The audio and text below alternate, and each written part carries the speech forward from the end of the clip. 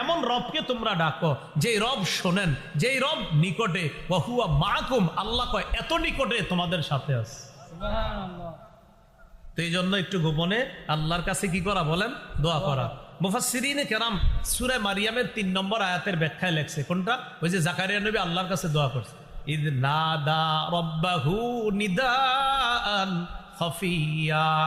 যখন জাকারিয়া নবী তার রবকে গোপনে ডেকেছেন, এই আয়াতের ব্যাখ্যায় মুফাসসিরিনে কেরাম লিখেছেন, ইন্নামা আখফাহু লিআন্নাহু আহাব্বু ইলাল্লাহ। জাকারিয়া নবী আল্লাহকে চুপি সারে কেন ডেকেছেন? এইভাবে চুপি সারে আল্লাহকে ডাকা, এটা আল্লাহ খুব পছন্দ করেন। সুবহানাল্লাহ।